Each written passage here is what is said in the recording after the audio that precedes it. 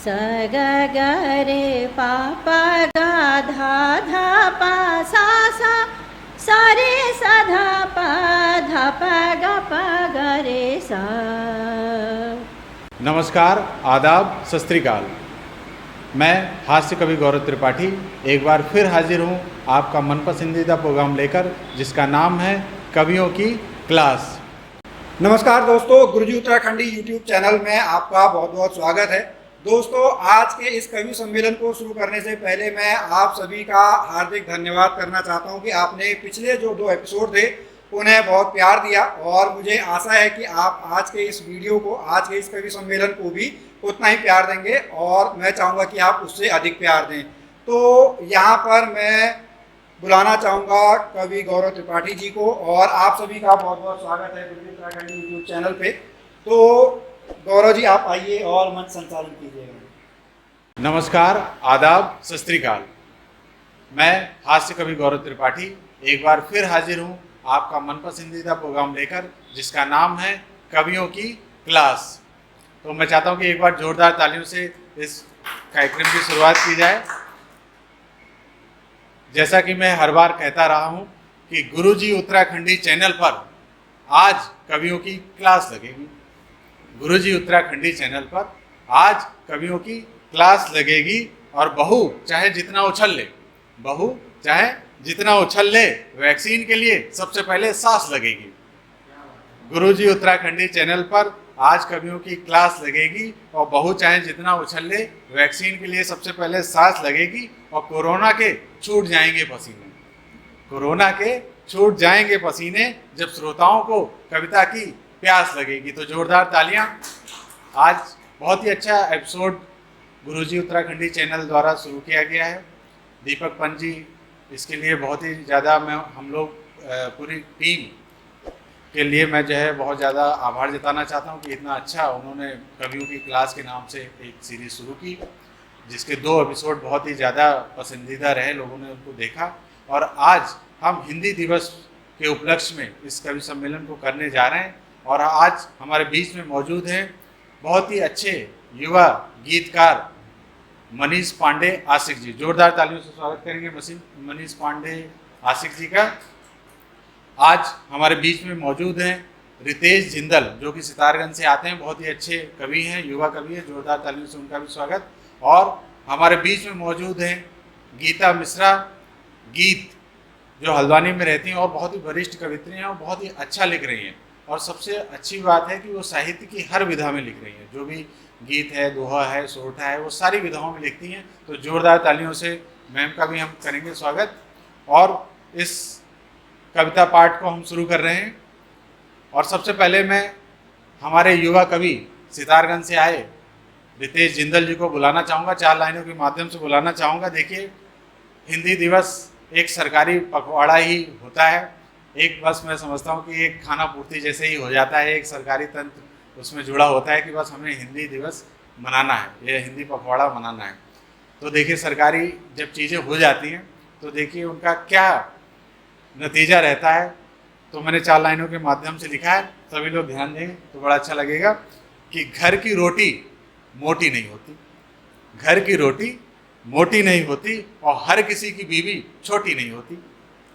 घर की रोटी मोटी नहीं होती और हर किसी की बीवी छोटी नहीं होती और सड़क पर बहता रहता है पानी, सड़क पर बहता रहता है पानी, क्योंकि सरकारी नल में टोटी नहीं होती। तो जोरदार तालियां रितेश जिंदल जी के लिए। सभी को नमस्कार। और गौरव त्रिपाठी जी का, हमारे जो कप्तान साहब हैं, तो उन्होंने मुझे इंडिया टीम का रोहित शर्मा बना दिया है एक तरीके से। ओपनिंग करने के लिए मैं रोहित शर्मा बन गया हूँ। सेम राशि के हैं रोहित और मेरा भी रितेश है।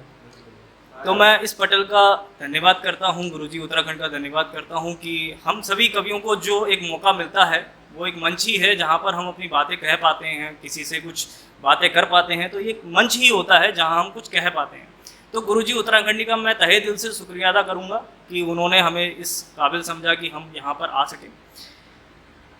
यहाँ पर मौजूद सभी रचनाकारों को मैं नमस्कार करूँगा, यहाँ पटल पे नमस्कार प्रेषित करूँगा।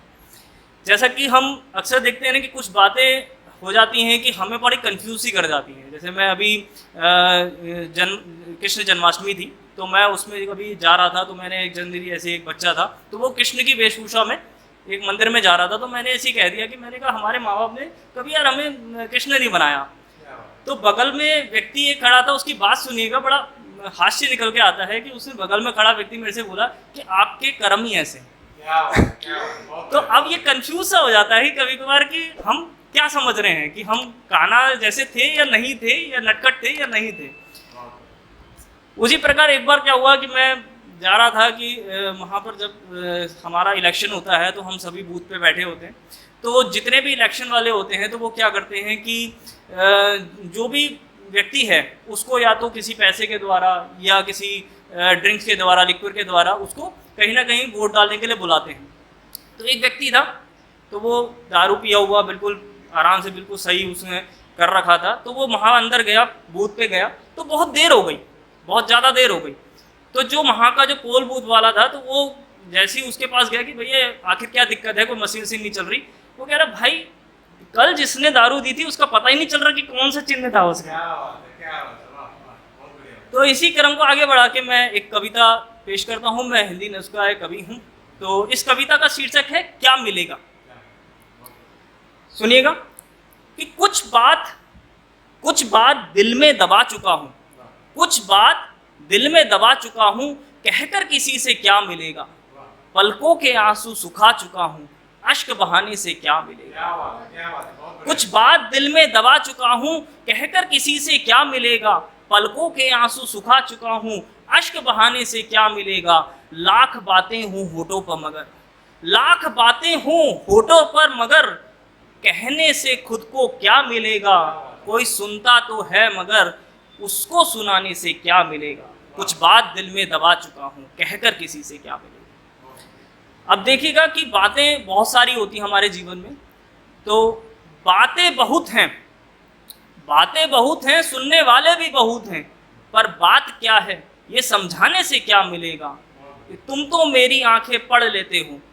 अक्सर होता है कि जब जो दिल से जुड़ा हुआ होता है वो अक्सर आंखें पढ़ के ही समझ जाता है कि यार ये दुखी है, ये प्रश्न है, हमारी आंखों से ही छलकता है कि तुम तो मेरी आंखें पढ़ लेते हो, दर्द बाहर निकालने से क्या मिलेगा। कुछ बात दिल में दबा चुका हूँ, कहकर किसी से क्या मिलेगा।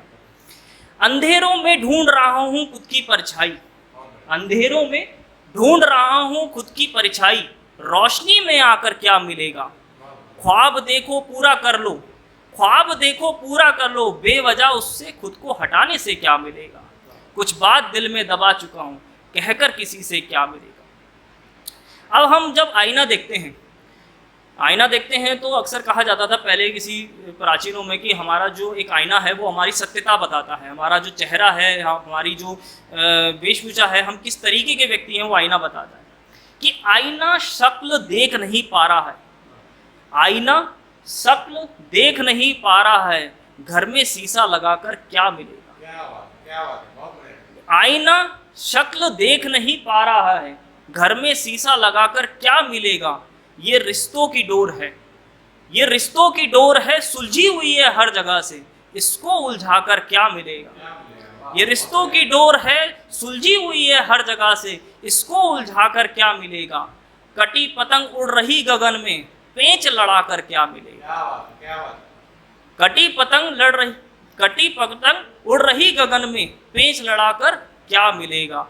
और लास्ट की 4 लाइनें आपके समक्ष पेश कर रहा हूँ। और अगर आपको बहुत अच्छा लगा हो कि अगर मेरे कुछ बातें जो मैं आपसे कहने आया था वो बातें आप तक पहुँची हूँ, तो मैं आपकी दाद चाहूँगा कि 4 दिन की ज़िंदगी में, 4 दिन की ज़िंदगी में बेवजह नफरत बढ़ाकर क्या मिलेगा। कुछ बात दिल में दबा चुका हूँ, कहकर किसी से क्या मिलेगा। पलकों में आंसू सुखा चुका हूँ, अश्क बहाने से क्या मिलेगा। बहुत बहुत धन्यवाद। बहुत ही शानदार रचना पाठ युवा कवि रितेश जिंदल जी का, और बहुत ही अच्छी बात उन्होंने कही, बहुत ही अच्छे अंदाज में अपनी बात को कहा।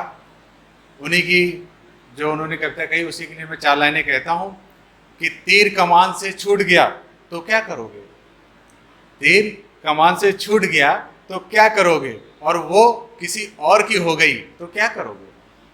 तीर कमान से छूट गया तो क्या करोगे, और वो किसी और की हो गई तो क्या करोगे, और हम जमी छोड़ पाए ना कभी, हम जमी छोड़ पाए ना कभी, और वो आसमान से उतरा ही नहीं तो क्या करोगे, वो आसमान से उतरा नहीं तो क्या करोगे। और जब दोस्त ही सारे साथ छोड़ गए, जब दोस्त ही सारे साथ छोड़ गए, अब नाम दुश्मनों का लेकर क्या करोगे, अब नाम दुश्मनों का लेकर क्या करोगे।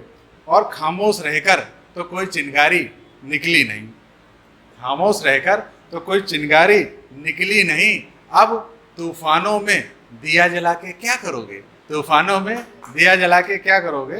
तो जोरदार तालियों से स्वागत करना चाहिए रितेश जिंदल जी का। और मैं इसी क्रम को आगे बढ़ाता हूँ। हमारे बीच में बहुत ही वरिष्ठ कवित्री डॉक्टर गीता मिश्रा गीत जी मौजूद हैं और बहुत ही अच्छा लिखती हैं, दोहा भी लिखती हैं, सोरठा भी लिखती हैं, गीत भी लिखती हैं, गज़ल भी लिखती हैं, हर विधा में वो पारंगत हैं। तो मैं चाहता हूँ कि इस हिंदी दिवस के मौके पर वो अपनी जो है एक रचना प्रस्तुत करें। जोरदार तालियों से स्वागत करते हैं गीता मिश्रा जी का। धन्यवाद त्रिपाठी जी। और इसके संस्थापक, प्रायोजक, सब जो पदाधिकारी हैं, मैं उनका आभार करती हूँ। उन्होंने इस YouTube चैनल पर मुझे आमंत्रित किया। साथ ही अन्य कवि मित्रों का भी मैं यहाँ पर अभिनंदन करती हूँ, स्वागत करती हूँ। और आगे ज़्यादा भूमिका न जमाते हुए सीधे सीधे माह सितंबर पर आ जाती हूँ। सितंबर माह हिंदी का माह है, हिंदी दिवस, हिंदी पखवाड़ा, हिंदी सप्ताह और हिंदी माह मनाते हैं सभी। तो अगर हिंदी की कोई बोली होती या वाणी होती तो वो हमसे क्या कहती, ये मैंने इसमें बताया है। थोड़ा उसको संगीत रूप में भी ढालने का प्रयत्न किया है, सुनिएगा। हिंदी होती तो वो क्या कहती है हमसे। स ग ग रे पा पा गा धा धा पा सा सा सा रे सा धा पा धा पा गा पा ग रे सा। हिंदी हूँ मातृभाषा, मैं प्रांत भाषा हिंदी, मैं हिंदी राजभाषा हूँ, राष्ट्रभाषा हिंदी। मेरी सदा धरा में पहचान ही रहेगी, मेरी जड़ें हैं फैली, फलती सदा रहेंगी, फलती सदा रहेंगी। खुशियाँ अपार देंगी, घर घर में ये रहेंगी, आत्मिक सुशांति देंगी, नूतन विकास देंगी, नूतन विकास देंगी।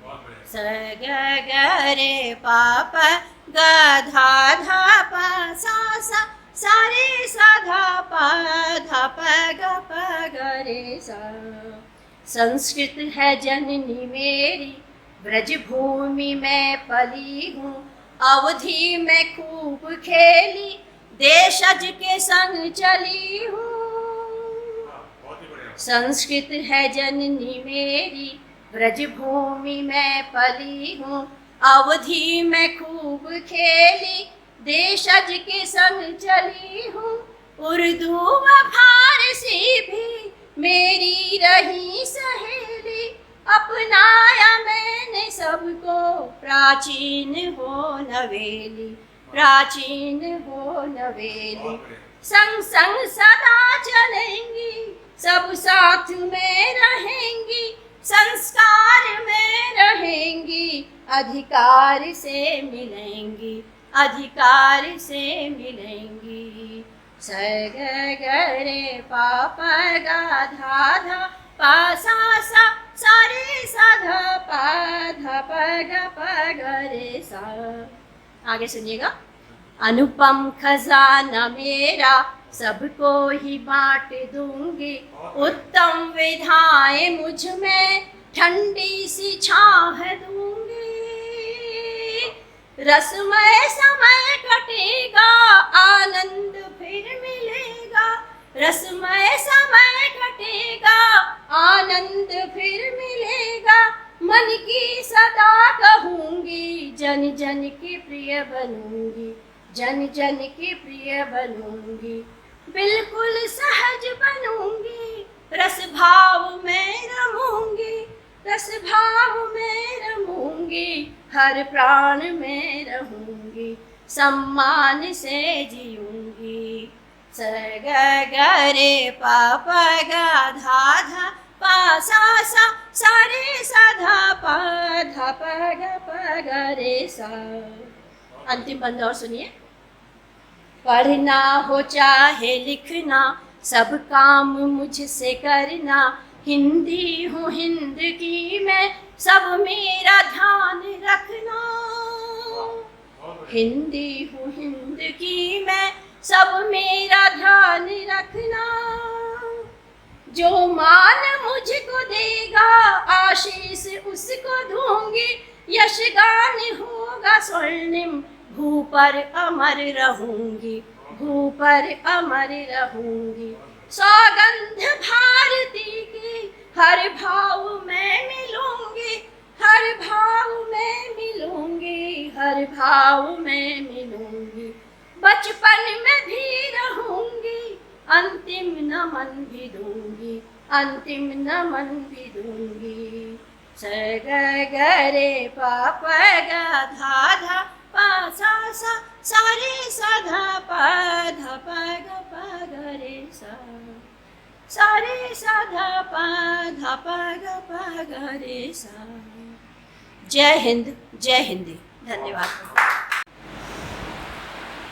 बहुत ही शानदार रचना पाठ डॉक्टर गीता मिश्रा गीत जी का, और बहुत ही अच्छी बात उन्होंने कही अपनी कविता के माध्यम से कि हिंदी में कई सारी भाषाएं मिली जुली हैं।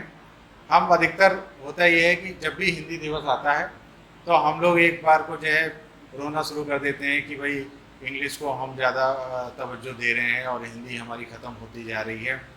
लेकिन मैं ये समझता हूँ कि हिंदी एक इतनी विशाल भाषा है जो अंग्रेजी या उर्दू या कोई और अन्य भाषा, चाइना हो, ये हो, वो हो, कोई भी भाषा हो, वो सभी चाहे जितनी भी भाषाएं जाएं, वो एक गंगा की तरह बहती रहती है और आगे भी बहती रहेगी, और वो सारी भाषाओं को भी अपने अंदर समेट लेती है। अब कई सारे शब्द हम देखते हैं कि वो उर्दू के सारे जो है शब्द जो हैं वो हिंदी में आते चले जा रहे हैं। इंग्लिश के कई सारे वर्ड जो है मैं देख रहा हूँ कि वो हिंदी में आते जा रहे हैं, तो उससे कोई हिंदी को खतरा नहीं हो रहा। हिंदी मैं ये समझता हूँ कि ऐसी कोई भाषा नहीं है कि जो कभी ख़त्म हो जाएगी, वो दिन पे दिन उनको बढ़ते ही जाना है। आज मैं देखता हूँ कि भारत ही नहीं, कई सारे ऐसे देश हैं, मॉरिशस है और भी ब्रिटेन है, वहाँ से हिंदी पढ़ाने के लिए क्या नाम करके भारत से जो है वहाँ साहित्यकार बुलाए जा रहे हैं। कई सारे हम लोग खुद जो है साहित्यकार हैं, कई सारे विदेशों में जाके हम लोग कवि सम्मेलन भी करते हैं। तो हिंदी का मैं समझता हूँ कि हिंदी के लिए हमें चिंता करने की कोई ज़्यादा ज़रूरत नहीं है, परेशान होने की ज़रूरत नहीं। हिंदी एक अपनी ऐसी सशक्त भाषा है जो हमेशा आगे ही बढ़ते जाना है। तो मैं चाहता हूँ कि जोरदार तालियाँ डॉक्टर गीता मिश्रा जी के लिए बजनी चाहिए। और हमारे बीच में एक युवा कवि मनीष पांडे आशिक जी मौजूद हैं, और मैं 4 लाइनों के माध्यम से उनको बुलाना चाहूँगा कि पुण्य कमाने के चक्कर में हमसे पाप हो गया। अब ये हमारे युवा कवि हैं, बहुत ही अच्छे कवि हैं, ये हमेशा सोचते हैं कि इसका भला हो जाए, उसका भला हो जाए, लेकिन क्या होता है कई बार जो है हमसे कई सारी गलत चीज़ें भी हो जाती हैं। तब मैंने ये लाइनें लिखी कि पुण्य कमाने के चक्कर में हमसे पाप हो गया और ईमानदारी से जीना अब श्राप हो गया। पुण्य कमाने के चक्कर में हमसे पाप हो गया, ईमानदारी से जीना अब श्राप हो गया, और कल तक जो बच्चा था हमारे सामने, कल तक जो बच्चा था हमारे सामने बेईमानी में आज सबका बाप हो गया। कल तक जो बच्चा था हमारे सामने बेईमानी में आज सबका बाप हो गया। और राजनीति की नई परिभाषा देखो, राजनीति की नई परिभाषा देखो, हर आम आदमी अब आप हो गया, हर आम आदमी अब आप हो गया। और जिसको लगाया था अपना समझकर गले, जिसको लगाया था अपना समझकर गले, आज वो आस्तीन का सांप हो गया। तो जोरदार तालियों से स्वागत कीजिए युवा कवि मनीष पांडे आशिक का। बहुत धन्यवाद गौरव सर। सबसे पहले मैं गुरुजी उत्तराखंडी चैनल और दीपक पंत जी और समस्त सहयोगियों का धन्यवाद देना चाहूँगा जो हिंदी दिवस के उपलक्ष्य में इतना शानदार कवि सम्मेलन कराया है। और एक गीत, प्रेम का कवि हूँ, प्रेम गीत की बात करता हूँ, प्रेम की बात शुरू करता हूँ। तुमसे सच्चा नहीं, तुमसे प्यारा नहीं, तुमसे बढ़ कर के कोई हमारा नहीं। तुमसे सच्चा नहीं, तुमसे प्यारा नहीं, तुमसे बढ़ कर के कोई हमारा नहीं। अब प्रेम में कवि हो या सामान्य व्यक्ति हो, सभी अलग अलग उपमाओं से अपनी प्रेमिका को, प्रेमी को सुशोभित करते हैं। तो मैंने क्या कहा है वो आपके सामने पेश करता हूँ कि ओस की बूंद जैसी तुम्हारी हंसी, रिक्त नयनों में शीतल साभास हो, चांदनी सी तरल आंसुओं सी सरल, खिलती कलियों में यौवन का एहसास हो। ओस की बूंद जैसी तुम्हारी हंसी, रिक्त नयनों में शीतल साभास हो, चांदनी सी तरल आंसुओं सी सरल, खिलती कलियों में यौवन का एहसास हो। हम तुम्हारे बिना भी तुम्हारे रहे, हमने फिर से किसी को पुकारा नहीं। तुमसे सच्चा नहीं, तुमसे प्यारा नहीं, तुमसे बढ़ कर के कोई हमारा नहीं। और प्रेम क्या है और प्रेम किस तरह से कवि के जीवन में आता है, उसको 4 पंक्तियों में परिभाषित किया है कि कसमें वादे रहे, कुछ इरादे रहे, प्रेम की एक अनूठी कहानी रही, प्रेम में तो मिलन की रही कल्पना, प्रेम में बस विरह ही निशानी रही। इश्क में डूबना भी है मंजिल सनम, इश्क के हिस्से आता किनारा नहीं। तुमसे सच्चा नहीं, तुमसे प्यारा नहीं, तुमसे बढ़ कर के कोई हमारा नहीं। धन्यवाद। बहुत ही शानदार रचना पाठ मनीष पांडे आशिक का, और बहुत ही अच्छी गज़ल और बहुत ही अच्छे गीत वो लिखते हैं। जितना अच्छा वो लिखते हैं उतनी ही अच्छी उनकी आवाज़ भी है, और बहुत ही शानदार उनका रचना पाठ रहा। तो आजकल हम देख रहे हैं कि चुनावी माहौल बनता जा रहा है। आम आदमी पार्टी हो, भाजपा हो, कांग्रेस हो, सभी लोग जो है अब उत्तराखंड में चुनाव होने वाले हैं, तो उसको देखते ही अब वो जो है अपनी यात्राएं उन्होंने शुरू कर दी हैं। कोरोना भी है, उससे भी बचने का हम लोगों को प्रयास करना है, लेकिन ये यात्राएं भी बड़ा ज़रूरी हैं, हम लोगों के लिए भी बड़ा ज़रूरी है। तब मैंने ये 4 लाइनें लिखी कि नेताजी अपने कुर्ते से दाग मिटाने लगे।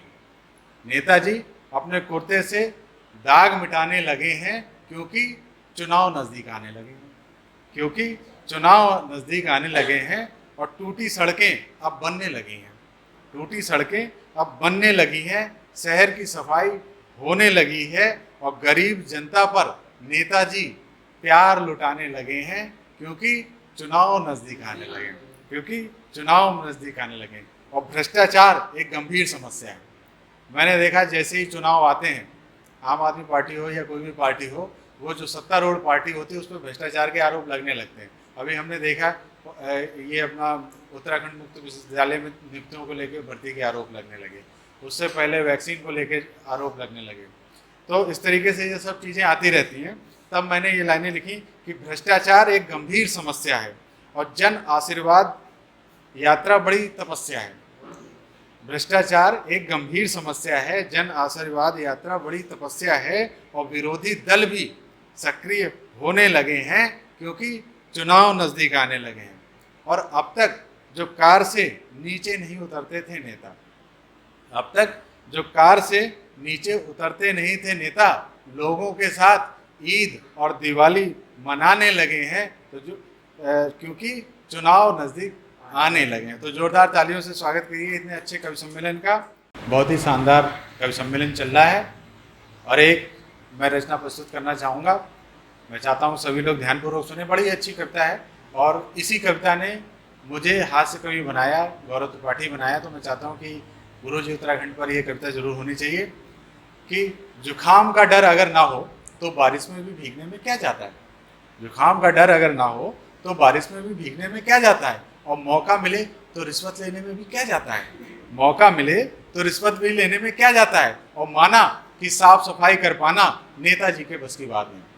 जैसे ही 2 अक्टूबर आता है साफ सफाई की बातें होने लगती हैं। सभी लोग जो है झाड़ू पकड़ पकड़ के सफाई करते हुए देखते हैं नेता, लेकिन उनके बस की बात नहीं है। ये वो भी जानते हैं और हम भी जानते हैं, लेकिन एक मजबूरी होती है कि भाई हमने प्रधानमंत्री मोदी जी ने कह दिया है सफाई करो तो फिर उनको करना है। तब मैंने ये लाइन लिखी। देखिए स्थिति क्या होती है सब साफ सफाई अभियान की कि माना कि साफ सफाई कर पाना नेताजी के बस की बात नहीं, पर झाड़ू पकड़कर फोटो खिंचाने में क्या जाता है। झाड़ू पकड़कर फोटो खिंचाने में क्या जाता है। और आज के ज़माने में गांधी जी के विचार अपनाना कठिन है। सबको पता है कि आज के ज़माने में गांधी जी के विचार अपनाना कठिन है, पर फेसबुक पर और व्हाट्सएप पर देशभक्ति की बातें करने में क्या जाता है। फेसबुक पर और व्हाट्सएप पर देशभक्ति की बातें करने में क्या जाता है। और एक से नज़रें मिली दूसरे से मिला लें। आशिक जी आपके लिए ये लाइन कि एक से नज़रें मिली दूसरे से मिला ली, दिल को दरिया बनाने में क्या जाता है। दिल को दरिया बनाने में क्या जाता है। और वैलेंटाइन डे मनाएंगे तो पीछे पड़ जाएंगे शिवसेना वाले। जैसे वैलेंटाइन डे आता है वो शिवसेना वाले जो है अपना जो है मोटरसाइकिलों पे तैयार हो जाते हैं पकड़ने के लिए। तब मैंने ये लाइनें लिखी कि वैलेंटाइन डे मनाएंगे तो पीछे पड़ जाएंगे शिवसेना वाले। फ्रेंडशिप डे मनाने में क्या जाता है। फ्रेंडशिप डे मनाने में क्या जाता है। अब देखिए इस जो है हिंदी दिवस को लेकर जो प्रोग्राम हो रहा है वो लाइनें अब आती हैं। देखिए कभी भी यही खास बात होती है, जब उनको मेन बात बोलनी होती है वो 4-5 कविताएं सुनाने के बाद फिर असली मुद्दे पे आते हैं। तो अब मैं उस असली मुद्दे पे आता हूँ हिंदी दिवस के लिए कि जब अंग्रेजी आती ही नहीं। हमसे तो कहते हैं कि आप बड़े हिंदी प्रेमी हैं, तो मैंने कहा मुझे इसके अलावा कोई भाषा ही नहीं आती है। तो अब मैंने ये लाइनें लिखी कि जब अंग्रेजी आती ही नहीं तो हिंदी दिवस पर हिंदी प्रेमी बनने में क्या जाता है। हिंदी दिवस पर हिंदी प्रेमी बनने में क्या जाता है।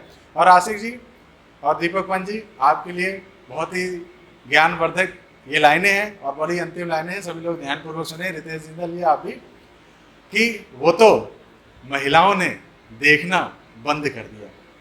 वो तो महिलाओं ने देखना बंद कर दिया, वरना मोटा रहने में भी क्या जाता है। तो जोरदार तालियां इस शानदार कवि सम्मेलन के लिए। और मैं गुरुजी उत्तराखंडी चैनल की पूरी टीम का तहे दिल से आभार जताना चाहता हूं कि उन्होंने इतनी अच्छी सीरीज शुरू की। ये आज 3रा एपिसोड इसका शूट होने जा रहा है। इससे पहले 2 एपिसोड जो हुए उनकी वाकई में बहुत ज़्यादा सराहना मिली। हम कवियों को भी बहुत ही अच्छा लगा। और मैं एक बार फिर बहुत ज़्यादा आभार जताना चाहूँगा दीपक सर का, जिन्होंने हमें ये इतना अच्छा मौका उपलब्ध कराया। बहुत जोरदार तालियों से सभी का आभार।